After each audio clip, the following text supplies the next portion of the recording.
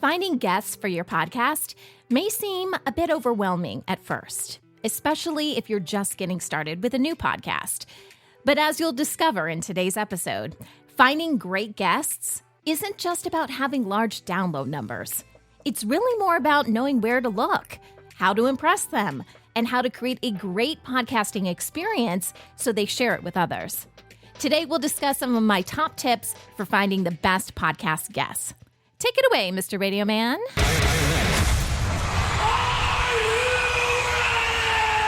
Podcast Your Business.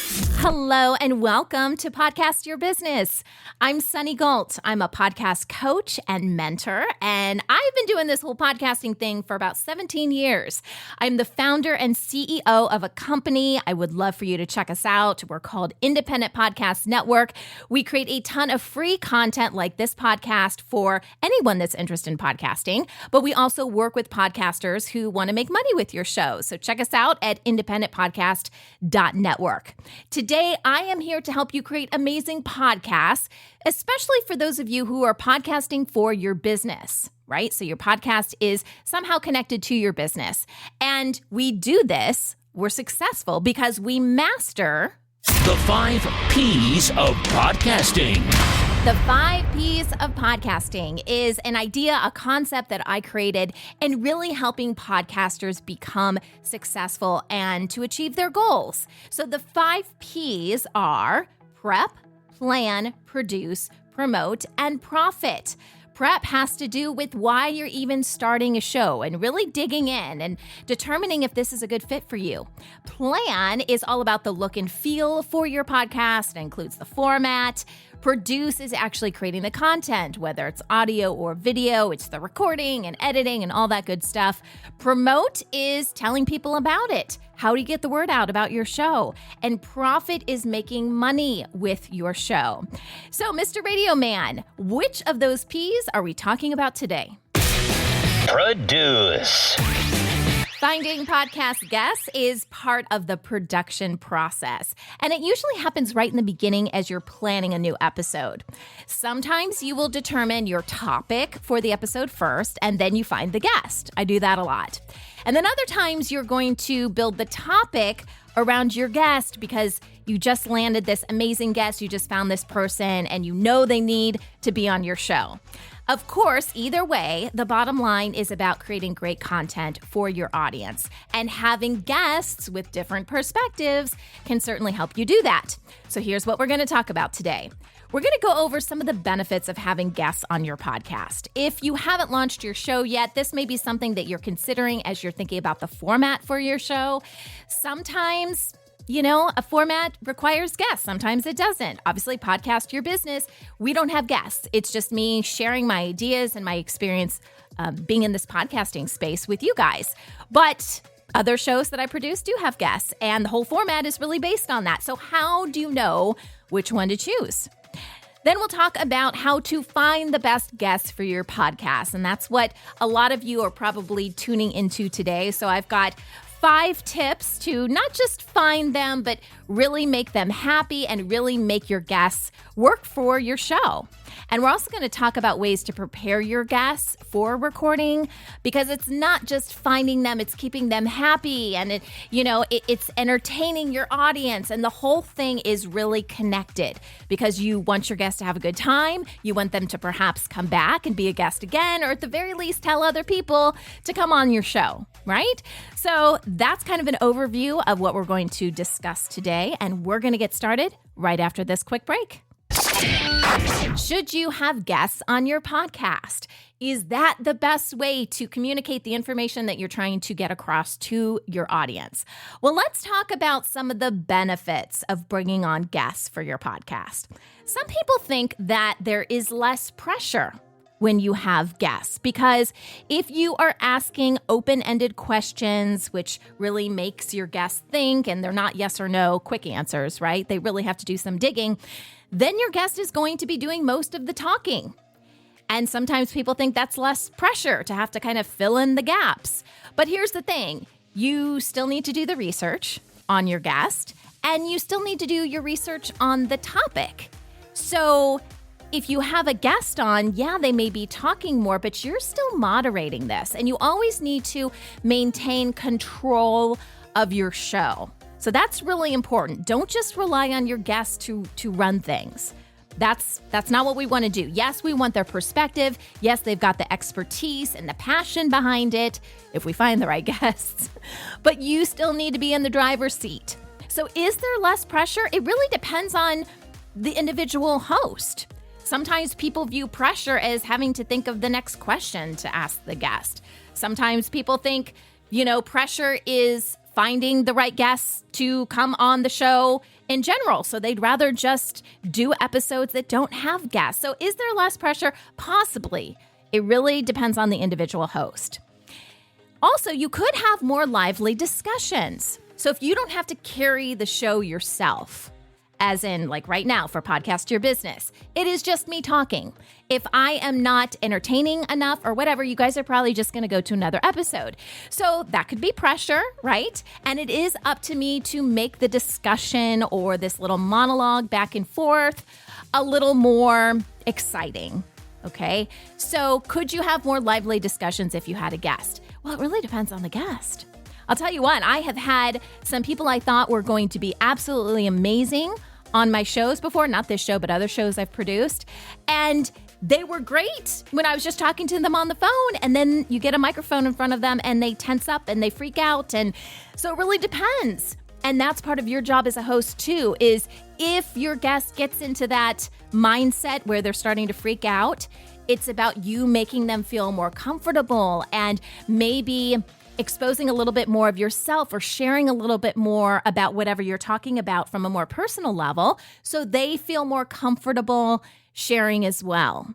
So can you have more lively discussions? Possibly, but you have to find the right guest. Increased knowledge. That's another benefit of having guests on your podcast. I would say definitely. If you find people who are knowledgeable on whatever the topic is, bringing more perspectives to the table, I think is always a good thing. So, you're hearing their perspective, they're hearing your perspective. It's a conversation. Those are the best episodes, I think. It obviously depends on the podcast, but definitely bringing that increased knowledge, that's great for your guests and the podcast in general. Now, I've got a lot of experience doing this because with my parenting shows, that is the format for those shows. So it depends on the podcast, it depends on the topic, but in general, the format is to have some sort of expert, I'll call him an expert or guest, a main guest, right, for your show, but then to also have parents who have questions about whatever the topic is or perhaps personal experience to share their perspective as well. Because it's not just about whatever the expert says. That can sometimes fall into the textbook side of things, especially when you're talking about parenting topics. Well, this is what the textbook says you should do. And then you have parents, at least on my shows, you've got parents that say, that's great, but here's what I'm personally experiencing in my house. So that's an example of increased knowledge. It's not just from the textbook. There's real world experience as well, and your audience greatly benefits as a result. Another benefit to having guests on your podcast could be reach and growth of your show because some guests share the content with their audience. Now, if this is something that is really important to you, I definitely would bring it up in the conversations you have back and forth with the guest to see if they're a good fit. Because you need to be on the same page. There's nothing worse than thinking you're going to get this big star on your show, this celebrity, and then they don't do anything to promote it. You might get some SEO value if their name is in the title of the episode, but you could also get your heart broken as well. So just keep that in mind. Can it reach additional people? Can your podcast grow as a result? Yes, but only if they're willing to share it. So if that's really important with you, make sure you check in with your guests as you're prepping them for your show.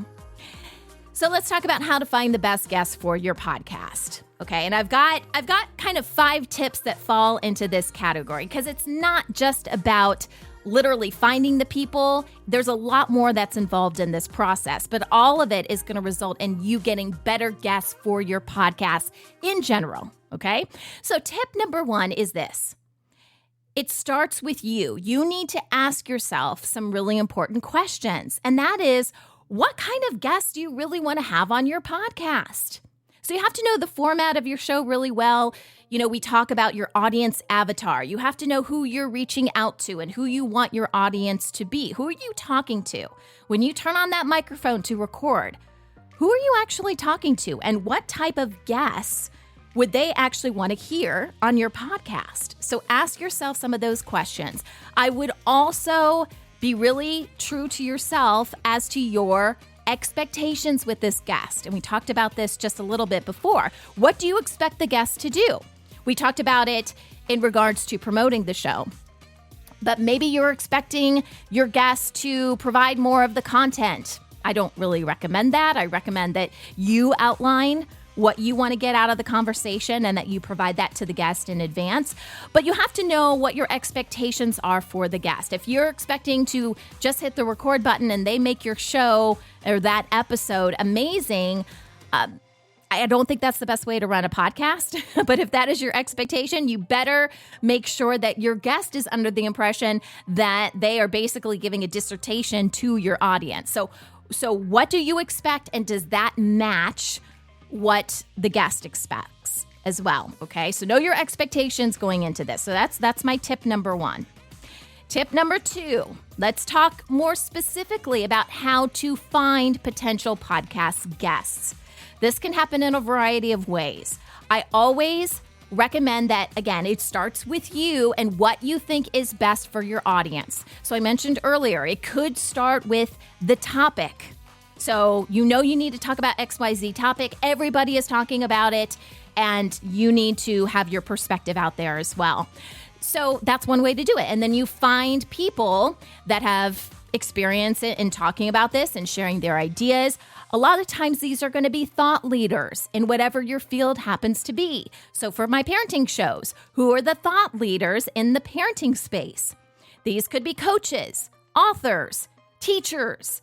I'll tell you what, some of the best guests I've ever had on my podcast are other podcasters. Because sometimes, you'll have an expert, so there's some sort of parenting expert or whatever your area of expertise is. And they'll also have a podcast. So this is the best of both worlds. Not only do they get your topic, but they know what it means to podcast. They probably have a great podcasting microphone. They understand how you record podcasts and how they're released. And they just have a better idea of the expectations. To go along with that, I would say YouTubers as well. It's a little bit different. But usually if you can handle audio and video, you can also handle just audio if you have an audio-only podcast. So think of those leaders in your field that are doing those types of things and invite them onto your show. You can also look at people that speak at conferences and industry events. It's not a big jump to say that someone that wants to speak at whatever the event is, let's say it's a nursing event and you've got some sort of podcast that's focused on nurses. Well, it's not a big leap to say, hey, if they're going to speak at that event, they might be interested in talking about that very same topic on my podcast. So do some research. Who is out there already making waves and wanting to talk about this type of stuff? Another thing that we've seen, I would say in the last 5 to 10 years, is these websites pop up. They're services, and they are focused on either being a podcast guest, so the people that want to appear on podcasts, or they are focused on podcasters who are looking for guests. So you can do a quick Google search, and there are general ones out there that, basically someone would pay a fee. So let's say, I want to be a guest on podcasts, so I pay a fee to have my bio put up on all these different sites. And if you just Google podcast guest, you're going to find a bunch of different things. Now, there's also services out there which take it one step further. I think these are a little bit more professional, a little bit more organized, where they work directly with people who want to be guests on podcasts. They prep them. They do research to determine what types of podcasts would be best for them to appear on. They do a lot of the background and the follow-up and the emailing and everything that's involved. So the 2 services that you could check out would be Interview Valet. I personally know the guys over there, so I think that's a great service. I've also worked with Interview Connections. So if you just Google either of those, you are going to get a guest that is very well prepared. Now, that doesn't mean they're going to have a guest right then and there that is a good fit for your podcast, but it is just one more way to find people. Media and PR companies. After you have been podcasting for a while, they're going to start reaching out to you. If you have any sort of web presence where you can be found through Google, you are eventually going to get media and PR companies sending you one sheets of whoever the expert is and a laundry list of topics that they could explore. And they do a pretty good job. I think it's a good idea to have relationships with these companies. I would just encourage you, if you're thinking about having one of these people, these experts that come from the media and PR companies on your show, I would ask what other podcasts they're appearing on. Because the only downside really is, this expert was on this show and then they're on this show. They're basically making the podcasting rounds.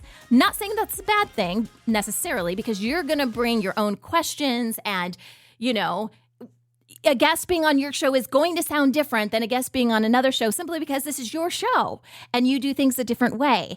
But for somebody who is just scrolling through podcast episodes and they see the same guest on all these different shows, will they skip over some of these episodes? Possibly. So it's just one thing to consider in bringing in these experts that, again, are coming from media and PR companies and may be appearing on a bunch of different podcasts. The other thing is, the guests that you already have on the show can be great for recommending other guests. So a lot of times after I'm done interviewing someone, I will say, hey, we've got these other topics that are coming up. Do you have anybody else that would be great to be on the show that can talk about these different things? Maybe they do, maybe they don't. If you do a good job, they are more likely to recommend you. And we're going to talk about that a little bit more towards the end of today's episode. So tip number 3, we just talked about how to find potential guests. So hopefully that gives you a bunch of ideas. Tip number 3 is getting your guests booked. Because just because you find someone, really the real work is getting them on your show. And even knowing that they opened the email or even knowing that you reached out to them, that's like a big win. Because you know how it is. It's like you open your email box and everybody is just spammed and, we're trying to get through emails, get to inbox 0, all of that stuff. And sometimes things fall through the cracks. I know for me personally, I'm always going through my spam and my trash because it's like the email doesn't know, like the email provider doesn't know, is this spam or is it trash? I have so many good things end up in spam. So whatever the case may be, if you're going to reach out to people, you need to make sure that you actually make some sort of connection with them. If you're going to do email, I do recommend email introduction. So if you know someone that knows the guest, it is always better to have some sort of introduction as opposed to you just reaching out to the guest. That always looks better. And usually that happens through email. So yeah, may end up in spam or trash. You've got all of that kind of stuff to deal with. But if you're going to do email, try to get some sort of recommendation or introduction. That usually works pretty well. I also recommend you connect with the guest in multiple ways. So if you're going to send an email, fantastic. Also reach out on Facebook, Twitter, know where they're at online, and see if you can get one additional way to reach out. It's just for protection, right? Because sometimes you don't have a lot of time and you're trying to schedule guests. And so I always find that it's helpful if you can connect with them in multiple ways. Social media is a great way to do that if you are on social. Now, what are you actually sending them? What are you saying to them? It's really important that your podcast have some sort of a one sheet. So that just literally means one sheet. Don't make it really complicated. That explains what your show is, who the host is, the type of topics that you talk about, things like that. How can they find you? Are you on social media? Where can they, listen to your episodes? All of that. That's called a one sheet.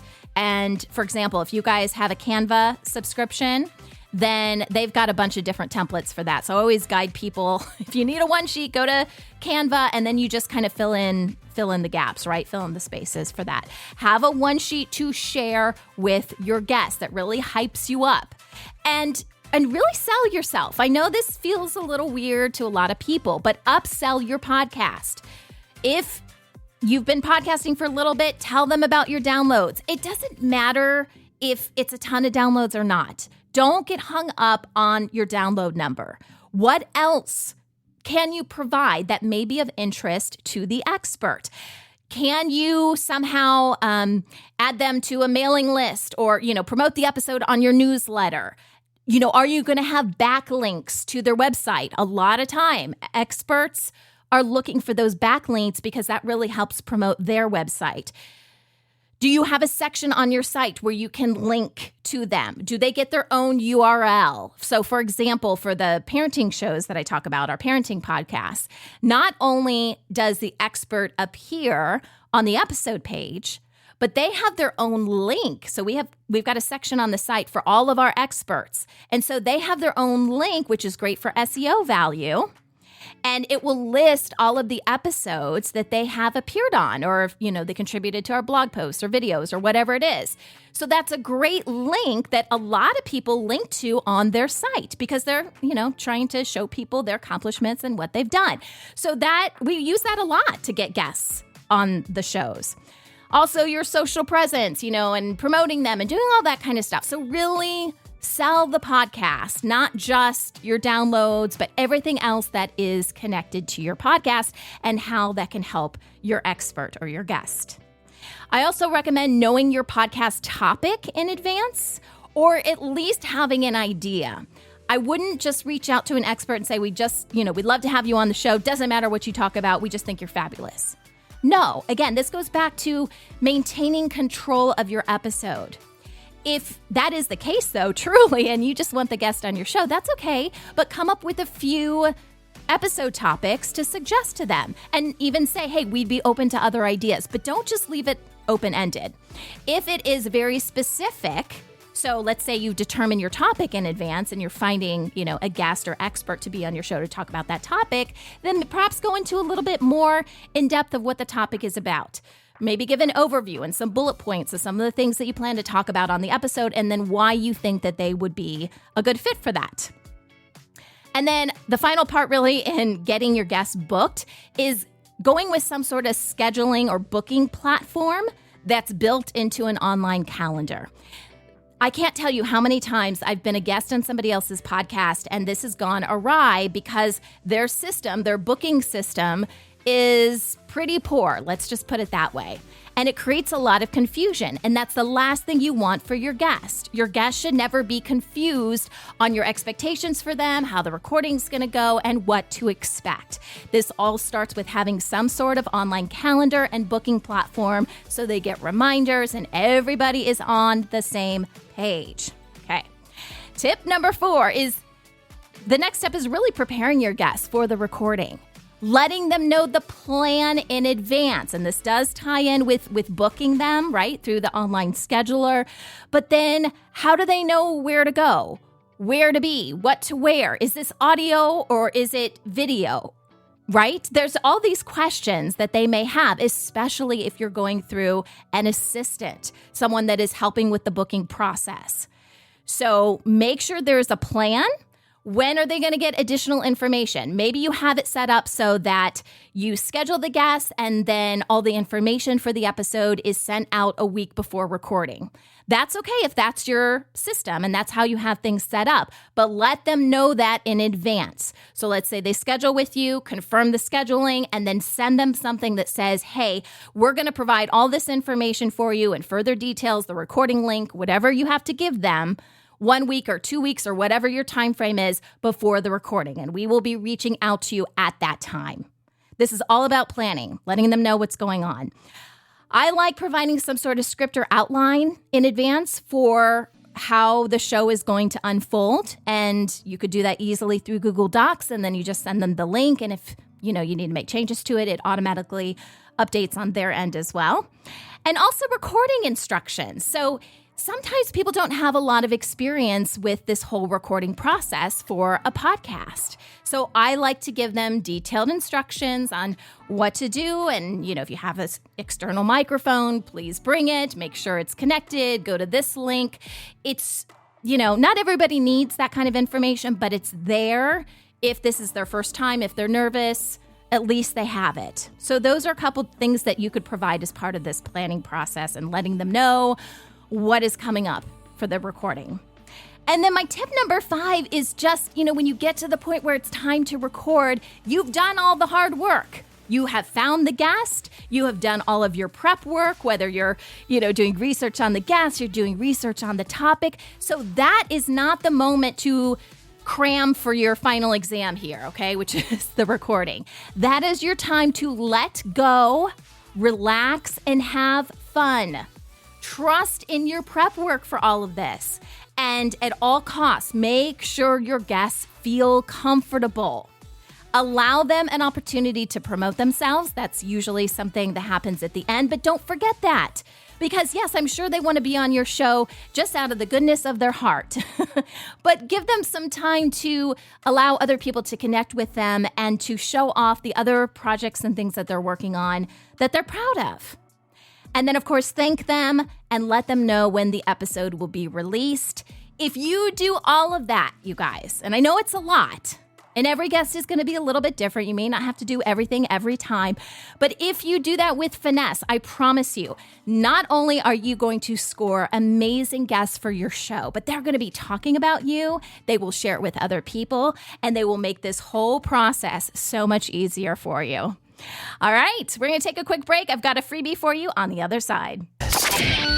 So earlier when we were talking about preparing your guests for the recording, I talked about giving them some sort of plan, letting them know what the plan is. And this can be as detailed as you want, but that could include recording instructions.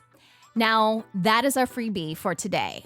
I love giving recording instructions and letting people know what to expect as part of this whole recording and post-production process. And that's what I'm going to share with you guys. So if you want to see it's actually a Google document. You can have it in any kind of format you want. But we usually have it as a Google Doc, and we send them the link. It's included in the calendar event. Right? So there's like a section and notes and stuff where, okay, on this date, I'm recording with this person. And then there's a link to this document, which outlines everything for them. So if you want a copy of that, if you want to check it out, you can modify it. Again, every podcast is a little bit different, but check it out for yourself. See if it works. Add stuff, subtract stuff, whatever works for you guys. I'm going to include the link to that in the description below, and it will take you to our website at independentpodcast.network. Please check out the website, stay. We've got more great episodes like this, podcast episodes, blog posts. I have entire free courses on how to podcast, how to run dynamic ads on your show. Just go up to the search bar and type in whatever podcasting topic you want to know more about. And if I don't have something, let me know and I will add it to the site, I promise. So check us out, independentpodcast.network. Until next week, remember, you should start a podcast.